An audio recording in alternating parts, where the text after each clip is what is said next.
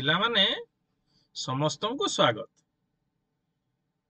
अच्छा मते कहिलो तमे माने केउ केउ जिनिस देखिछ आज स्कूल को आसिला बेले? अच्छा साइकेल देखिछ, मोटर साइकेल देखिछ, रास्ता देखिछ, आउ कौन देखिछ?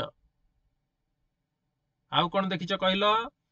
टेबुल, चौकी इत्यादि जिनिस देखिछ नाई? अच्छा एई जिनिस गुडी को गोटे श्रेणी विभाग करा जाइछि सेटा जानिछ? ताहा आज आमे एई भिडियो रे आलोचना करिबा। तेणु आज आमे तम विज्ञान विषय रो पदार्थ विषय रे आलोचना करिबा।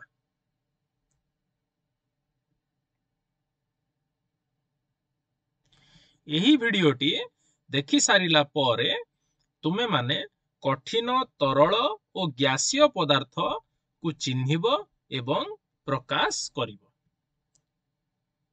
एबे तुमे देखो केतोटी चित्र कौन देखुछ? बही अच्छी, कोइला अच्छी, धूपकाठी जळुची नहीं आउ बरफ खंड अच्छी। एइटा कौन? लुहा सिकुड़ी अच्छी, क्षीर अच्छी, तेल अच्छी आउ आउ कौन अच्छी? मेघ खंड अच्छी नहीं। ताहेले मते कहिलो एई भितरु केउटा को धरिले हमकु टाण लागे? कौन धरिले टाण लागे? बही धरिले, कोइला धरिले आउ लुहा सिकुड़ी धरिले, चामच धरिले, कलम धरिले एई सब जिंस धरिले हमकु टाण लागे नहीं। ठीक अछि। ताहेले आउ एमिति को जिंस अछि जोटा को आमे पात्र रे रखी परिबा आउ तळे ढाली देले ताहा बही जिवो? कौन अछि? क्षीर, पानी आउ तेल नहीं। आउ एमिति केउ जिंस अछि जहा आकाश रे उड़ी जाउची देखिलो? हाँ मेघ खंड आउ धूपकाठीर धुआं नुहे? ताहेले एई जिंस गुडी को अलगा अलगा कि नुहे प्रकृति हिसाब रे? एबे मते कहिलो केउ जिनिस गुडी को टाण लागिला? कलम, चामच, लुहा, बही, काठ नुहे? आउ केउ जिनिस गुडी को ढालिले बही गला? पानी बा जल, तेल, क्षीर आउ डेटॉल। आउ केउटा उड़ी गला? गाड़ी रो धुआं, धूपकाठी धुआं आउ नियार धुआं नुहे? ताहेले जेउ जिनिस गुडी को धरिले हमकु टाण लागे ताहाकू कठिन पदार्थ बोली कुहा जाए नहीं। एई देखिलो कठिन पदार्थर केतोटी उदाहरण चित्र माध्यम रे तम मानकु देखा जाउची। एठारे देखुथिबा समस्त चित्र गोटिए गोटिए कठिन पदार्थर उदाहरण नुहे? ताहेले तरल कौन देखिलो? सैनिटाइजर, क्षीर आउ झरणा को गाधेई जाओ कि नहीं?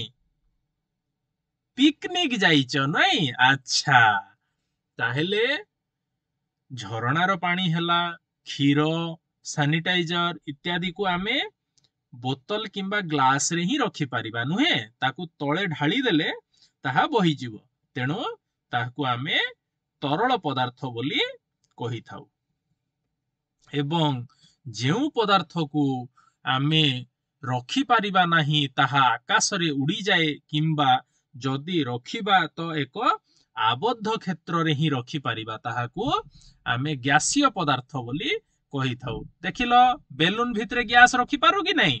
बेलून आबद्ध क्षेत्र होइतबारु से भितरे गैस रही पारे नुहे बा वायु रही पारे। तेणु एई गुडी को हेउची गैसीय पदार्थर उदाहरण। काहे कि ना धूपकाठीर धुआं, कल कारखानार धुआं, निया लागिले बाहरुथुबा धुआं, बेलून भितरे थिबा वायु इत्यादि जेहेतु आकाश रे उड़ी जाती ତେଣୁ ତାହାକୁ ଆମେ ଗ୍ୟାସୀୟ ପଦାର୍ଥ ବୋଲି କହିଥାଉ।